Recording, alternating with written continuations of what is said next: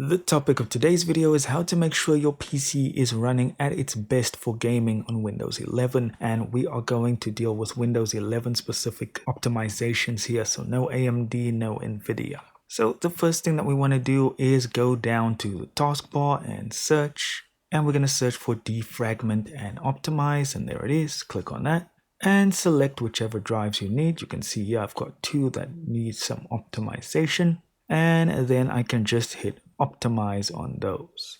Once you're done there, we're going back to the search bar, and this time we're going to search for disk cleanup. Click on that. Choose your main drive, or you can choose any of them to just look for useless temporary files, thumbnails, and so forth. Hit OK. It's going to calculate, and all of the selected files you can just press OK on. You can view the files just to make sure they are not important, but it's usually thumbnails and other temporary internet files. So click OK on that. Next up, we're going to the taskbar, but this time we're going to just right click on it and open up the task manager. In here, we want to go to startup apps, and you can see which apps are enabled on the right, and you can just right click and disable any unnecessary startup apps that could be using up resources.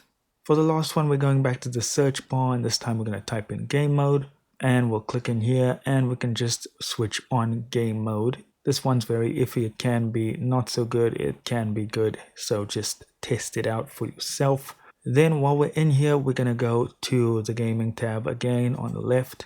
And if you're not using this, just click on game bar and switch off the allow your controller to open up game bar, as it does also use some resources in the background.